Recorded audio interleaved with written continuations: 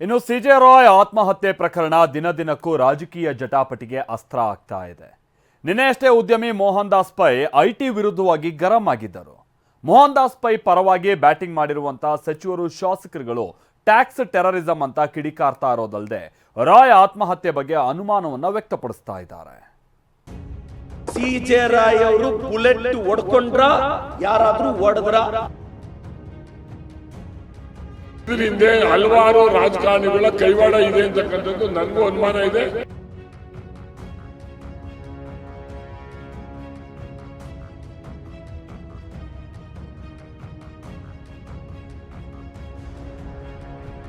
CJ Roy ಆತ್ಮಹತ್ಯೆ ಇದೀಗ ರಾಜಕೀಯ ಜಟಾಪಟಿಗೆ ವೇದಿಕೆಯಾಗಿದೆ.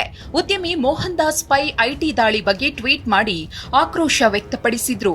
ಐಟಿ ದಾಳಿ ಕ್ರೂರವಾಗಿರುತ್ತೆ, ಇದಕ್ಕೆ ಕಡಿವಾಣ ಹಾಕಬೇಕೆಂದು ನೇರವಾಗಿ ವಿತ್ತ ಸಚಿವೆ ನಿರ್ಮಲಾ ಸೀತಾರಾಮನ್ ಪ್ರಧಾನಿ ಮೋದಿಗೆ ಆಗ್ರಹಿಸಿದ್ದೇ ತಡ ನಾಯಕರು ಒಬ್ಬೊಬ್ಬರಾಗಿ ಕೇಂದ್ರದ ತೆರಿಗೆ ನೀತಿ ವಿರುದ್ಧ ಗುಡುಗೋಕಿ ಶುರು ಮಾಡಿದ್ದಾರೆ. ರಾಯ್ ಬುಲೆಟ್ ಹೊಡೆದುಕೊಂಡ್ರ? ಯಾರಾದ್ರೂ ಹೊಡೆದ್ರ? ಇದು ಕೊಲೆನೋ? ನನಗೆ ಡೌಟ್ ಇದೆ ಎಂದ ಪ್ರದೀಪ್ ಈಶ್ವರ್. ಮೊದಮೊದಲು ಎಸ್ಐಟಿ ತನಿಖೆ ವಿಚಾರವಾಗಿ ಶುರುವಾಗಿದ್ದ ಪಾಲಿಟಿಕ್ಸ್ ಐಟಿ ದಾಳಿ ವಿಷಯಕ್ಕೂ ಹಬ್ಬಿದೆ. ಇಂದು ಈ ವಿಚಾರ ಇನ್ನೂ ಒಂದು ಹೆಜ್ಜೆ ಮುಂದೆ ಹೋಗಿದೆ. ಕಾಂಗ್ರೆಸ್ ಶಾಸಕ ಪ್ರದೀಪ್ ಈಶ್ವರ್ ಮಾತನಾಡಿರುವ ಪರಿ ನೋಡಿದ್ರೆ ರಾಯ್ ಪ್ರಕರಣದಲ್ಲಿ ಇದೆಂಥ ಹೊಸ ಆರೋಪಗಳು ಬರ್ತಿವೆ ಅನ್ನೋ ಪ್ರಶ್ನೆ ಎಬ್ಬಿಸಿವೆ. ರಾಯ್ ಆತ್ಮಹತ್ಯೆ ಹಿಂದೆ ಪ್ರದೀಪ್ ಈಶ್ವರ್ ಅನುಮಾನದ ಬಾಂಬ್ ಹಾಕಿದ್ದಾರೆ. ಮೋಹನ್ ದಾಸ್ ಪೈ ಅವ್ರ ಸ್ಟೇಟ್ಮೆಂಟ್ ನಾನು ಸಮರ್ಥಿಸ್ತೀನಿ. ಟ್ಯಾಕ್ಸ್ ಟೆರರಿಸಂ ಇದೆ, ಐಟಿ ಅವರು ಟಾರ್ಗೆಟ್ ಮಾಡ್ತಿದ್ದಾರೆ. ಏನು ಐಟಿ ಅವನಿಗೇನು ಕೊಂಬುಗಳಿಲ್ಲ ಅಲ್ಲ ಸರ್. ನಾನೊಂದು ಕ್ವಶನ್ ಕೇಳ್ತೀನಿ. ಸಿಜೆ ರಾಯ್ ಅವ್ರದ್ದು ಎಲ್ಲರೂ ಹೇಳ್ತಾ ಇದ್ದಾರಲ್ಲ ಶೂಟ್ ಮಾಡ್ಕೊಂಡು ಸತ್ತೋದ್ರು ಅಂತ, ನಾವು ಯಾರಾದ್ರೂ ನೋಡಿದೀವಾ? ನಾವು ನೋಡಿಲ್ಲ. ಒಳಗಡೆ ಇದ್ದಿದ್ದಾರು ಐಟಿ ಆಫೀಸರ್ಸ್, ಸತ್ತೋಗಿದ್ದಾರು ಸಿಜೆ ರಾಯ್. ನಾವು ಯಾವ ರೀತಿ ಕನ್ಕ್ಲೂಷನ್ ಬರ್ತಿದೀವಿ ಶೂಟ್ ಔಟ್ ಮಾಡ್ಕೊಂಡು ಸತ್ತೋದ್ರು ಅಂತ? ನಾನು ಹೇಳ್ತಾ ಇರೋದು ಆ ಡೌಟ್ ನನಗಿದೆ. ಕೊಲೆನೋ ಒಂದು ಮೇಡಮ್, ಈಗ ಯಾರಾದ್ರೂ ಒಂದು ಒಳಗಡೆ ಮರ್ಡರ್ ಆದ್ರೆ ಈಸಿಯಾಗಿ ಒಪ್ಕೊಂಡ್ಬಿಡ್ತಾರ, ಅವರೇ ಸೂಸೈಡ್ ಮಾಡ್ಕೊಂಡ್ರು ಅಂದ್ರೆ ಯಾಕೆ ಐಟಿ ಅವ್ರಿಗೇನು ಭಯ ಬೀಳೋದು? ಇವತ್ತು SITನ ಏನು ಐಟಿ ಅವ್ರಿಗೇನು ಕೊಂಬಿಲ್ಲ, ಐಟಿ ಅವ್ರಿಗೆ ಇಡಿ ಅವ್ರಿಗೆ ಏನು ಕೊಂಬಿಲ್ಲ. ಐಟಿ ಅವ್ರಿಗಾದ್ರೂ ಅವ್ರ ಅಪ್ಪನಿಗಾದ್ರೂ ಒಂದೇ ಕಾನೂನು, ನನಗಾದ್ರೂ ನಮ್ಮ ಅಪ್ಪನಿಗಾದ್ರೂ ಒಂದೇ ಕಾನೂನು. ನನಗೆ ಅನುಮಾನ ಇದೆ, ಸಿಜೆ ರಾಯ್ ಅವರು ಬುಲೆಟ್ ಹೊಡ್ಕೊಂಡ್ರ ಯಾರಾದ್ರೂ ಹೊಡೆದ್ರ? ನನ್ನ ಸ್ಟೇಟ್ಮೆಂಟ್ಗೆ ನಾನು ಬದ್ಧ ಇದ್ದೀನಿ.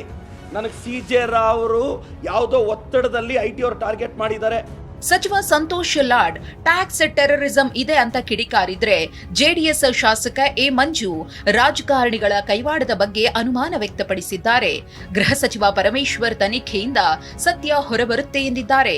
ಈ ಟ್ಯಾಕ್ಸ್ ಟೆರರಿಸಂ ಈಗ ಹೊಸದಾಗಿದೆ. GST ನಾಗ ಬಂದಾಗ ಯಾರು ಪಿಟ್ಟಕನ್ಲಿಲ್ಲ ಈ ದೇಶದಲ್ಲಿ. GST ಜಾಸ್ತಿ ಯಾರು ಮಾತನಾಡಿ GST ಕಮ್ಮಿ ಮಾಡಿದ್ರೆ ಯಾರಿಗೆ ಲಾಭ ಆಗಿದೆ? ನನಗೆ ಉದ್ಯಮಿ ಗುಂಡೋಡ್ಕೊಂಡು ಸತ್ತಿದ್ದೇನೆ ಅಂತ ಪತ್ರಿಕೆಯಲ್ಲಿ ನೋಡಿದೆ. ನಿಜವಾಗ್ಲೂ ಕೂಡ ಆ ರೀತಿ ಗುಂಡೋಡೋದು ನೋಡ್ಕೊಂಡಿರ್ತಕ್ಕಂಥ ಅವನು ಹೇಳಿ ಎದುರಿಸ್ಬೇಕು. ಇಡಿ ಮೇಲಿಂದ ಬಂದಿಲ್ಲ, ಕಾನೂನಿಗೆ ಎಲ್ಲರೂ ಒಂದೇ. ಇವನು ಮಾಡ್ಕೊಂಡಿದ್ದಾನೆ ಅಂತ ಹೇಳಿದ್ರೆ ಇದ್ರ ಹಿಂದೆ ಹಲವಾರು ರಾಜಕಾರಣಿಗಳ ಕೈವಾಡ ಇದೆ ಅಂತಕ್ಕಂಥದ್ದು ನನಗೂ ಅನುಮಾನ ಇದೆ. ಅದು ತನಿಖೆ ಆಗ್ತಾ ಇದೆ. ತನಿಖೆನಲ್ಲಿ ಹೊರಹೊಮ್ಮಿದಾಗ ಸತ್ಯತೆ ಗೊತ್ತಾಗ್ತದೆ ರಾಜ್ಯದ ಜನತೆಗೆ. ಈಗ SIT ಆರ್ಡರ್ ಮಾಡಿದ್ದೇವೆ. ಆ SITನಲ್ಲಿ ಏನು ಬರುತ್ತೆ ನೋಡೋಣ. ಯಾರ್ಯಾರ ಇದು ಪಾತ್ರಗಳು ಏನೇನಿದ್ದಾವೆ ಅಂತ ಹೇಳಿ ನೋಡ್ಬೇಕಾಗುತ್ತೆ. ಮತ್ತೊಂದು ಸಂಗತಿ ಏನಂದ್ರೆ, ಐಟಿ ಶೋಧನೆ ಪ್ರಶ್ನಿಸಿ ಸಿಜೆ ರಾಯ್ ಕರ್ನಾಟಕ ಹೈಕೋರ್ಟ್ಗೆ ರಿಟ್ ಸಲ್ಲಿಸಿದ್ರು. ತಮ್ಮದೇ 8 ಕಂಪನಿಗಳಾದ confident project, confident airlines, resorts, confident entertainment, esteem building technology, DJ projects, confident residential project, Zion hills golf ಹಾಗೂ ತಮ್ಮದೇ ಹೆಸರಿನಲ್ಲಿ ರಿಟ್ ಹಾಕಿದ್ರು. ಕೇರಳದ ಐಟಿ ಶೋಧನೆ ಹಾಗೂ ಪಂಚನಾಮೆ ಕಾನೂನು ಬಾಹಿರ ಅಂತ ಡಿಸೆಂಬರ್ 16ರಂದು ಅರ್ಜಿ ಸಲ್ಲಿಸಿದ್ರು. ಆದ್ರೆ ಅರ್ಜಿ ಸಲ್ಲಿಸಿ 2 ದಿನಕ್ಕೆ ಅಂದ್ರೆ ಡಿಸೆಂಬರ್ 18ರಂದು ಹಿಂಪಡೆದಿದ್ರು.